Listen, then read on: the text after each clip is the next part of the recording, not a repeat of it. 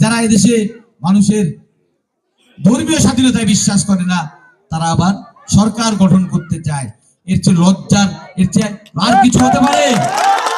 আমি ব্যক্তিগতভাবে বিশ্বাস করি গোপালগঞ্জের মানুষ কখনোই কোনো স্বাধীনতা বিরোধী শক্তিকে ভোট দিবে না। গোপালগঞ্জের মানুষ কখনো পরাধীনতায় বিশ্বাসী এমন কাউকে ভোট দিবে না। গোপালগঞ্জের মানুষ কখনোই আমার এই স্বাধীন সার্বভৌম বাংলাদেশকে যারা বিকিয়ে দিতে চায়, সেই পুরানো শকুনের দলকে কখনোই ভোট দিবে না। বন্ধুরা আমার আগামী 12ই ফেব্রুয়ারি নির্বাচনকে সামনে রেখে বিভিন্ন ধরনের চক্রান্ত ষড়যন্ত্র শুরু হয়েছে।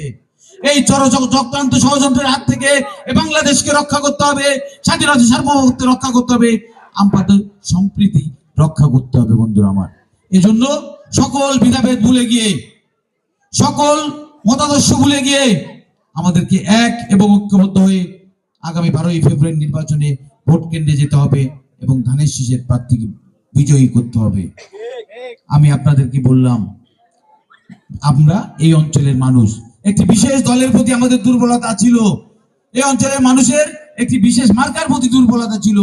সেই দলটি কিন্তু এবার নেই, সেই প্রতীকটিও কিন্তু এবার মার্কায় থাকবে না। এই জন্যই বললাম যে ধানের শীষ স্বাধীনতার পক্ষে যদি দুটি শক্তি হয়ে থাকে, একটি বিএনপি, একটি আওয়ামী লীগ। এখন আওয়ামী লীগ যেহেতু নেই, তাদের প্রতীকটি নেই, আছে কি? ধানের শীষ। এই জন্যই আমাদের সকলকে ধানের শীষে ভোট দিয়ে আমাদের স্বাধীনতা সার্বভৌমত্ব রক্ষা করতে হবে, আমাদের অধিকারকে অক্ষুণ্ণ রাখতে হবে, আমাদের সন্তানদের ভবিষ্যৎকে গড়ে তুলতে হবে।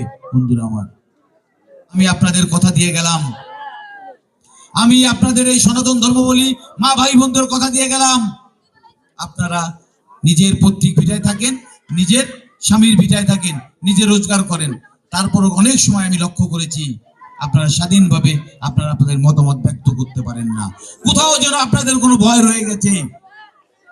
বিএনপি যদি ক্ষমতায় আসে আর আমি যদি আপনাদের ভোটে নির্বাচিত হই, আমি আপনাদের জন্য সর্বপ্রথম যে কাজটা করব, এই হিন্দু সুরক্ষা আইন প্রণয়ন করার জন্য মহান জাতীয় সংসদে আমি পেশ করব।